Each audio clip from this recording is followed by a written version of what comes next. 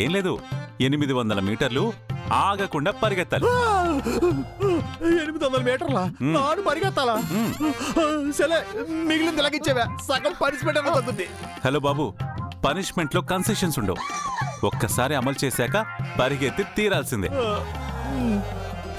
అన్నయ్య, నాకు తెచ్చి నువ్వు తినేస్తున్నావేంటి?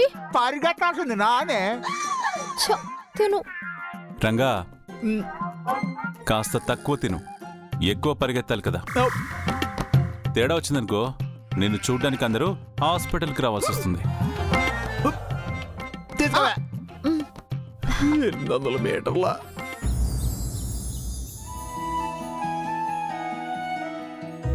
పెద్దరు కాఫీ.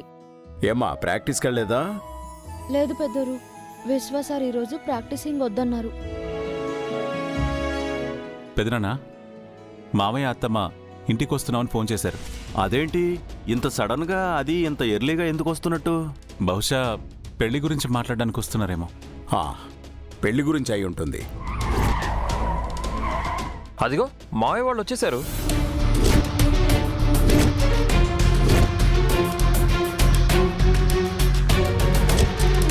రాఘవా, అన్నయ్య. వెళ్ళి రిసీవ్ చేసుకో. అలాగే అన్నయ్య. రారా. పదనాన్న.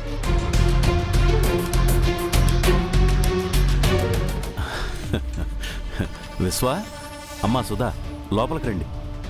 మేము లోపలికి రావడానికి రాలేదు. నా కూతురు పెళ్లి జరిపిస్తానన్న మాట ఇచ్చిన ఈ ఇంటి పెద్ద మనిషినే బయటికి రమ్మని చెప్పండి. ఏమైంది మామయ్య? నేను ఈ ఇంటి పెద్దతోనే మాట్లాడి తెలుసుకుంటాను. నేను వెళ్ళి పిలుచుకొస్తాను. వెళ్ళు.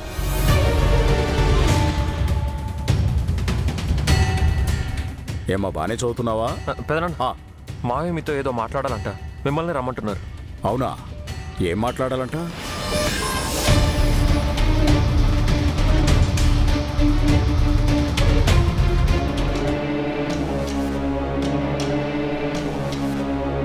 విశ్వా, ఇంట్లోకి రాకుండా బయటే నిలబడ్డావేంటి? ఏం జరిగింది? వంశీ జైల పెళ్లి గురించి మీతో మాట్లాడి లోపలికి రావాలా లేక ఇటు నుంచి ఇటే వెళ్ళిపోవాలా అని అప్పుడు నిర్ణయం తీసుకుంటాను.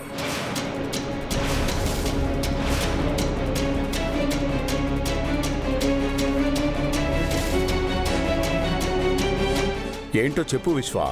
ఈ పెళ్లి మీ ఇష్ట ప్రకారమే జరిపించాలనుకున్నారుగా? ఎవ్వరి ప్రోద్బలము లేదుగా?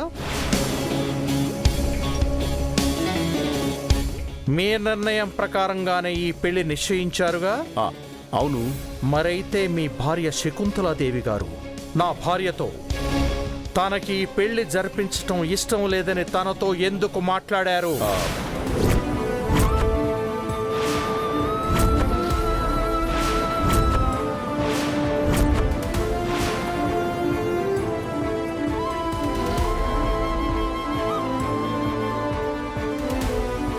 అమ్మా సుధా, విశ్వ చెప్పేది నిజమా? అవునన్నయ్య. వదిలికిష్టం లేకుండా జయ ఈ ఇంటి కోడలవటం నాకు కూడా ఇష్టం లేదన్నయ్య.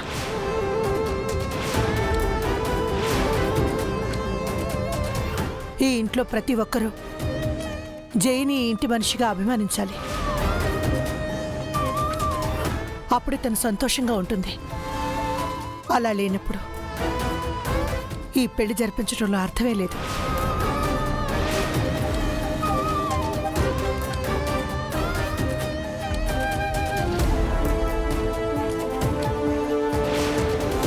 నువ్వు అనవసరంగా ఆలోచిస్తున్నావు సుధా. మీ వదిన గురించి నీకు తెలిసిందేగా.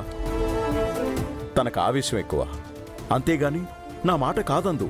మీ భార్య మీద మీకున్న నమ్మకం మంచిదే, కానీ నా కూతురు జీవితం గురించి కూడా నేను జాగ్రత్తలు తీసుకోవాలి కదా.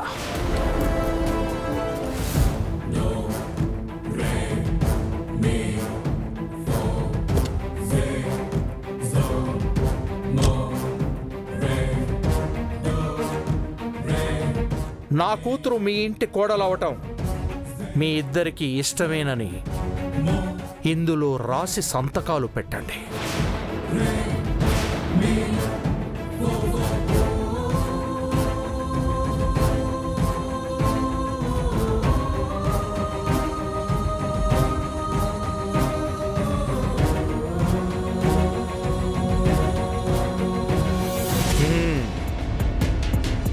ముందుగా సంతకం చేయవలసింది మీ భార్య శకుంతలాదేవి గారు. ఆవిడ్ని పిలిపించండి. ఆవిడ ఒప్పుకుని సంతకం చేశాక పెళ్లి గురించి ఆలోచిద్దాం. లేదంటే ఇప్పటికిప్పుడు ఈ పెళ్లి క్యాన్సిల్ చేసేసుకుందాం.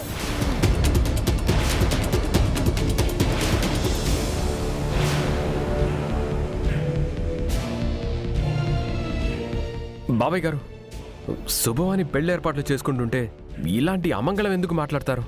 శకుంతల అత్తయ్య గారితో నేను నిన్ను నమ్మే పరిస్థితుల్లో నేను లేను. ఏదైనా సరే నేనే శకుంతలాదేవి గారితో మాట్లాడి తెలుసుకుంటాను.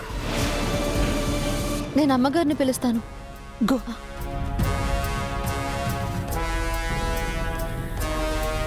మావయ్య, ఎవరైనా చూస్తే బాగోదు. లోపల కూర్చొని మాట్లాడుకుందాం. మీకు ఇష్టం లేకుండా ఇక్కడ ఏదీ జరగదు. పిన్ టు పిన్ అన్నీ మాట్లాడుకున్న తర్వాతే మీ డెసిషన్ మీదే ఇదంతా ఆధారపడింది. నా మాట నమ్మండి. ప్లీజ్ లోపలికి రండి.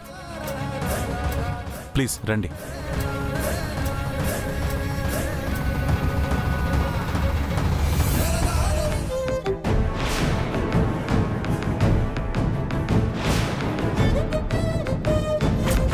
ఆయన కూతురు ఎవరో కాదు,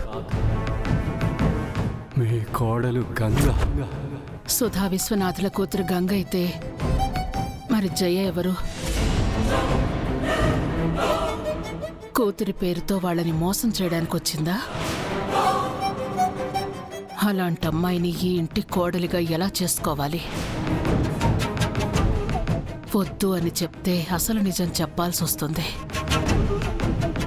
ఏం చేయాలి? ముందు గంగని ఇంటి నుండి గెంటేశాక ఆ తర్వాత జయ సంగతి తేలుస్తాను. ఇన్ని రోజులు ఈ శకుంతల కోపాన్ని ప్రేమనే చూశారు.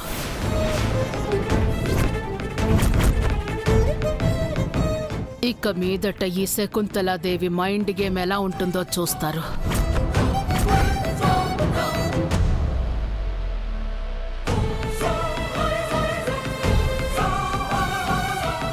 అమ్మగారు, అమ్మగారు,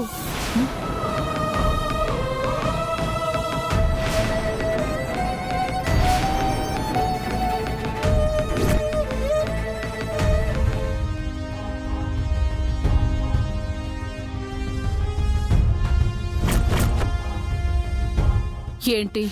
సుధా అమ్మగారు, విశ్వాసారు అంతా వచ్చారు.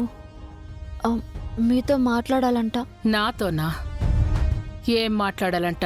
అది నిన్న మీరు సుధా అమ్మగారితో వంశీ జయాల పెళ్లి జరగడం మీకు ఇష్టం లేదని చెప్పారంట కదమ్మగారు. ఆ విషయమే మాట్లాడడానికి వచ్చారు. అప్పుడే భర్తకి చెప్పుడు మాటలు చెప్పి